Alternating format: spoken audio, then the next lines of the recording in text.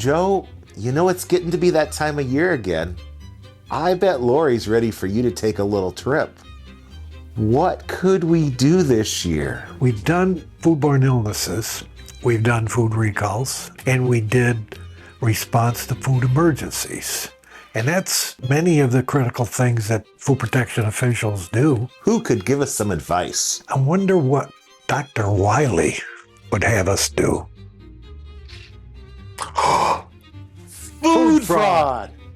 Of course, food fraud is how Dr. Harvey Wiley, the father of food and drug law, became so famous. Food fraud's been around for as long as there's been food. It's old, and likely as old has been the regulatory attempts at governing food fraud. That dates back all the way to the Code of Hammurabi. Hammurabi, the king of Babylon, established 282 laws carved onto a massive stone pillar around 1750 BC, including penalties for food fraud. Law 108 specifically addressed fraudulent practices involving beer, a vital staple in the ancient diet. This early legal framework highlights the long-standing importance of protecting food integrity. Rediscovered in 1901, the Code of Hammurabi provides valuable insights into ancient Mesopotamian life and the origins of food regulation. There were some pretty blatant instances of food fraud that existed in ancient times, beginning with my favorite, dairy. Cheese containing mercury salts, milk watered down with contaminated water, and the worst ever, cream thickened with calf brains. Yuck! Food purveyors would benefit financially by adding fillers such as chalk, clay, and even ground up insects into their products. Things like cocoa adulterated with dust and arsenic, brown rice and sugar contaminated with sand, dough for baking mixed with plaster, chalk, talcum powder, and potato starch. Meat was injected with air and water by butchers to increase the weights. Decomposing meats would be colored with dye to mask their spoilage or even be stuffed into sausages.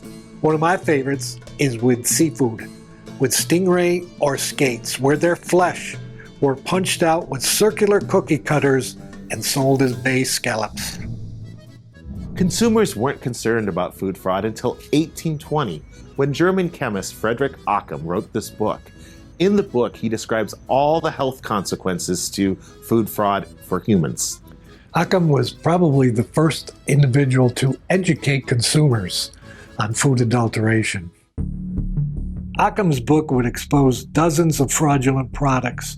He would also identify methods for detecting things like red lead used to color cheese, black pepper that contained a large quantity of dust, copper used to make pickles greener, molasses added to beer to improve its color, straw, leaves, and dried twigs found their way into tea. Occam's book drew attention to widespread food fraud in Europe and encouraged the use of science to detect and eliminate these dangers. Well, look at the size of that tea. I guess you're ready to go, huh? Speaking of tea, do you know many years ago, there were these individuals who would collect spent tea bags from tea shops and other shops, and they'd take that spent tea, they'd boil it in ferrous sulfate, add a little color, and then they drop in some sheep's dung, dry it, and sell it again as tea. Drink up. That sounds like something Dr. Wiley should have been working on. Hey, two of those Poison Squad members look awful familiar to me. Someone once said, a lie has no legs, but a scandal has wings. There have been many food fraud scandals in the United States. Let's talk about a few.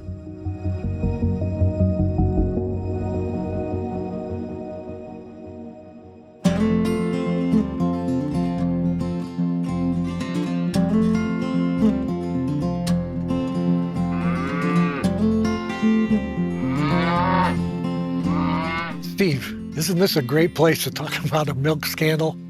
You know, the cows here, like these young ladies in the United States, are always well cared for, they're healthy, but that wasn't always the case. In the 1850s, New York faced the swill milk scandal, where milk from sickly cows that were fed distillery byproducts was sold to the public. These cows, often too weak to stand, produced bluish, watery milk. To disguise this, vendors mixed in additives like chalk, flour, eggs, and even plaster of Paris. It's estimated that 8,000 infants died in 1 year from drinking this doctored milk. The outrage over this scandal helped drive the creation of consumer protection laws in the United States. Cows were at the center of the embalmed beef scandal that took place during the Spanish-American War. And one of the leaders in the food safety movement in the United States developed an interest from that scandal, Teddy Roosevelt.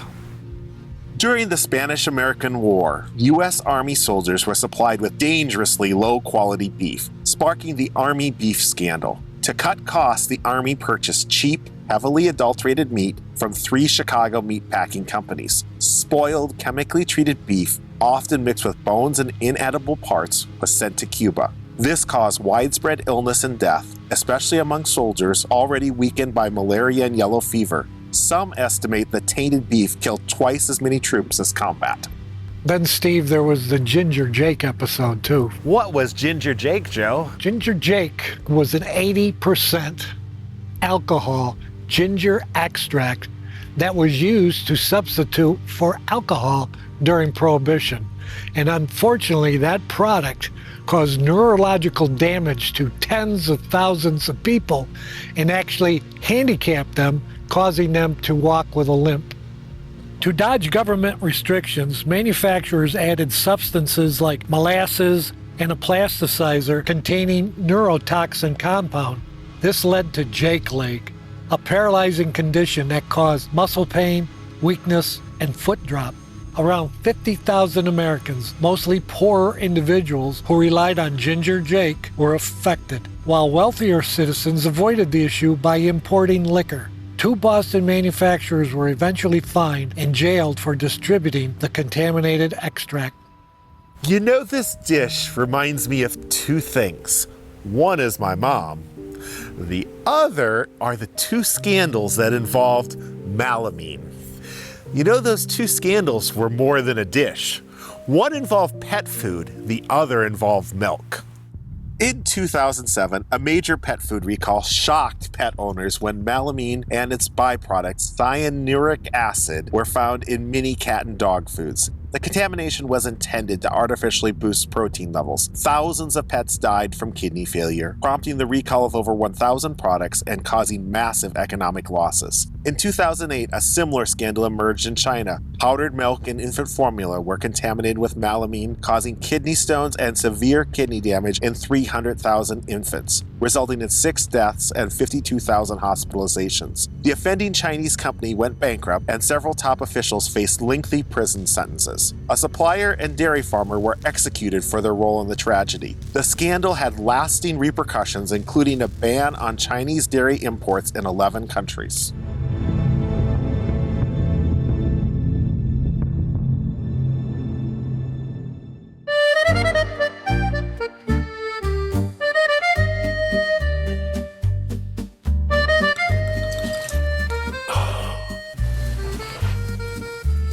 Oh, someone's having a good day. Steve, everybody knows how much I like Italian wine. And to think that there was a major fraud case involving Italian wine, it's a sacrilege. In 1986, wines in Italy were tainted with methanol, a toxic alcohol, to boost the alcohol content, resulting in 23 deaths and severe injuries, including blindness. The crisis partly resulted from the government lifting methanol production controls in 1984. More recently, in 2014, 2019, and 2020, some Italian wine producers used cheaper table grapes, like the banned Isabella grape, to cut costs. Isabella grapes are risky since they can produce methanol during wine production, which, given the deadly effects, is a ban that makes perfect sense. Joe, it's too bad we didn't have the budget to go to Andalusia, Spain for this next segment. It is the olive oil capital of the world. In 1981, the great olive oil deception occurred there. In 1981, Spain faced a devastating tragedy when industrial rapeseed oil, unfit for human consumption, was illegally mixed with aniline, a toxic chemical used in dyes and plastics, and sold as olive oil. The result was the outbreak of toxic oil syndrome, affecting over 20,000 people and claiming around 1,000 lives. Remains one of the deadliest foodborne disasters in modern history. Joe, I would love to say food fraud was a thing of the past, but it isn't. It's still alive and well in some common food products. Let's take olive oil, for instance. Olive oil is used in just about everything. Pharmaceuticals, cosmetics, it's even used to make soap. But it also has great culinary value. And because of how you grade olive oil, it is very, very prone to food fraud. Some experts estimate that as much as 80% of olive oil might be mislabeled. Crazy, right? Olive oil fraud can happen in a bunch of ways. Sometimes extra virgin olive oil is mixed with lower quality oils, or regular virgin oil gets labeled as the pricier extra virgin. Then there's the sneaky stuff. Seed oil dyed with chlorophyll to make it look green, or with carotenoids to give it a yellow tint. Even worse, some olive oil gets adulterated with cheaper alternatives like sunflower, rapeseed, or hazelnut oil. That's not just deceptive, it can be dangerous for people with allergens to those substitute oils. Steve, in every Italian restaurant, there's always great Italian cheeses, particularly grated cheeses. Romano, Parmesan, and Grande Padano, those are all the premier cheeses. And because they're premier, they cost a lot more. And so again, there you have a great opportunity for food fraud to exist. Grated cheese has been a target for food fraud, often involving the addition of cellulose and cheaper cheeses. Cellulose, made from wood pulp or cotton lint, is commonly used to prevent clumping, but adding more than allowed is fraudulent.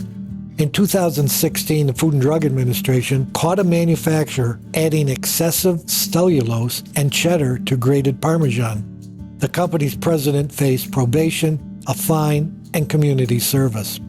Fraud doesn't stop there. Cheeses like cheddar, Swiss, and mozzarella have been used as substitutes for authentic Parmesan. The FDA has filed lawsuits against companies falsely labeling products as 100% grated Parmesan cheese. With the economic benefits of cutting corners, it's easy to see the temptation for fraudsters.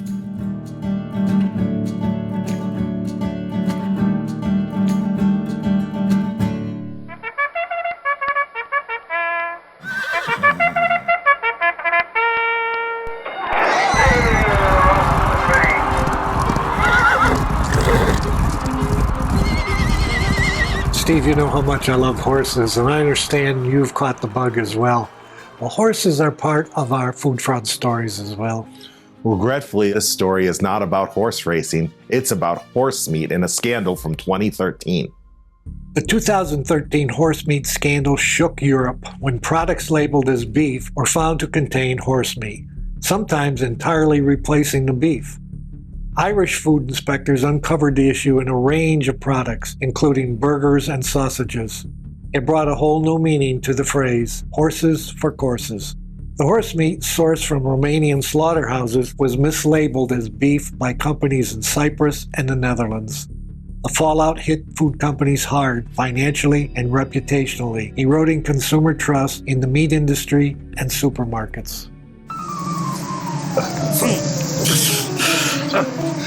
Honey, a golden nectar of sweetness, and has many healthful benefits. But even honey is prone to food fraud. Honey is actually one of the most commonly faked foods, and the way they do it is pretty sneaky. Sweeteners like cane sugar, corn syrup, rice syrup, sugar beet syrup, invert sugar are often used to dilute or mimic real honey. Honey fraud is all about cutting costs or making fake honey seem more valuable than it is. The problem? It's tough to spot and expensive to investigate. Beyond being a headache for consumers, honey fraud hurts the entire food industry. It drives down prices, reduces demand for authentic honey, impacts the number of bee colonies, and even threatens the supply of pollination services we all rely on. Juices are a delicious way to get vitamins, minerals, and antioxidants. But regretfully, food fraud is also big in juices. But juice fraud probably hurts consumers more economically than it does physically. Juice fraud exists by adding water to dilute a juice, by mixing a less expensive juice with a more superior juice, or by misbranding or mislabeling a juice as 100% pure when it is not. Fraudsters might also add artificial colors, sugar syrups, or unapproved preservatives to cut costs or boost profits. One infamous case in 1987 involved a New York baby food producer that pleaded guilty to 215 felonies and was fined $2 million for selling fake apple juice for babies. The jars contained a mix of cheaper juices and sugar syrups. The company had been warned as far back as 1981 by their own chemists that their juice was entirely fraudulent. When state officials flagged the issue in 1982, the company smuggled fake juice out of New York to avoid a full inventory seizure, even exporting some to Puerto Rico. It remains a notorious example of corporate greed and irresponsibility. Seafood is a natural treasure, offering a taste of the sea's beauty with endless varieties. It's also an opportunity for fraud. Seafood is a common source of food fraud, often substituting less expensive varieties for more expensive varieties, and this is really difficult for consumers to detect. Many fish species look, taste, and feel similar once processed, making it hard to identify them accurately. Some common examples of mislabeling include Atlantic cod, mahi-mahi, or tilapia sold as red snapper. Atlantic cod may be mislabeled as pollock, haddock, even Pacific cod, which is less endangered. Farm-raised salmon can be labeled as wild caught, and cheaper salmon varieties are sometimes sold as expensive king salmon. Surimi, often called imitation crab, is another common fraud. It's made from fish like pollock mixed with starch and artificial flavorings to imitate crab meat, but selling it as real crab is misleading. Even caviar faces authenticity issues with lumpfish and salmon eggs colored black and then sold as sturgeon caviar. Well, I guess it's good, Joe, that I tend to stick to steak.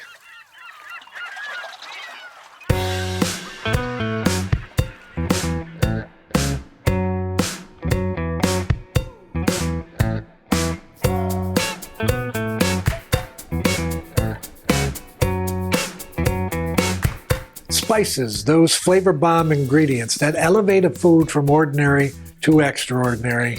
They're also prone to fraud, Joe. Just a great example has been applesauce. Recently, we had applesauce that was contaminated with cinnamon that had lead in it. The 2023 cinnamon recall in applesauce highlighted concerns about spice fraud. Lead chromate was found in toxic levels, likely added to increase the spice's weight for financial gain. It was then added to applesauce. Lead chromate, a pigment ranging from pale brown to bright orange and crimson, has been used to color turmeric and has previously caused poisonings in children in the U.S. starting back in 2010. If manipulating a food product is not enough, there is a whole long list of misleading food claims with food products that are meant to deceive consumers. Joe, there's a good rule of thumb. If it seems too good to be true, it probably is. Food product claims are often used to market products, highlighting things like nutritional content, ingredients, or health benefits. These claims can drive up prices, raising concerns about potential fraud. Some common claims include nutrient content claims, examples like good source of, high in, or heart healthy, or low calorie. Organic and natural. Organic means 95% of ingredients are organic, while natural implies no artificial ingredients. Dietary claims, vegan, vegetarian, gluten-free, non-GMO, and others. Animal welfare, labels like cage-free, grass-fed, and antibiotic-free. And quality grades for products like dairy, meat, and eggs. These claims can sometimes be misleading, leading to consumer confusion and, in some cases, fraud. The government provides grading and certification services for lots of foods. Things like organic or quality grades are often used, but even with these, there is the potential for food fraud. In 2007, the owner of an organic soybean plant in California paid $100,000 for what she thought were organic soybeans, only to find 20% of them were genetically modified. In 2019, a Missouri farmer was sentenced to 10 years for selling $250 million of fake organic grains. In 2020, a South Dakota farmer was indicted for selling $71 million in fraudulent organic grain. More recently, farmers in Iowa and Minnesota pleaded guilty to similar multi-million-dollar schemes. Well, Steve, that was quite a trip. We talked about a lot of different types of food fraud, but there's still a lot of other areas we never touched. There's counterfeiting, document forgery, gray market production, and there's even waste disposal fraud, too. And Joe, let's not forget about restaurant fraud. So expensive things such as Kobe beef and lobster bisque. The Consumer Brands Association estimates that food fraud costs the global industry $30 to $40 billion annually, with about 10% of food products being compromised, from chocolate to baby formula. When factoring in consumer health and brand reputation damage, the total cost is even higher. Food fraud deceives consumers for financial gain by altering the quality, identity, or composition of products. Some examples include substitution, replacing a valuable ingredient with a cheaper one, like horse meat instead of beef. Adulteration, adding inferior substances like sugar syrup and honey. Dilution, making a high-value liquid with a cheaper one to cut costs, such as with juices. Concealment, hiding poor quality ingredients. And mislabeling or misrepresenting, putting false information on packaging like calling farm salmon wild. The regulatory community is not only focused on fighting things such as foodborne illness and protecting public health, but they also have a really important consumer protection responsibility of fighting things such as food fraud. Yeah, I think a food systems approach is really what's necessarily. It's a way of looking at this problem holistically so that weaknesses can be identified and then strategies can be assembled to look at this thing from all perspectives and with all stakeholders. And it's really, an integrated food safety system approach. Well, Joe, our trip has come to an end again. I guess it's time to send you back home to Lori. I hope she'll be happy about that. Let's go. Okay, here we go.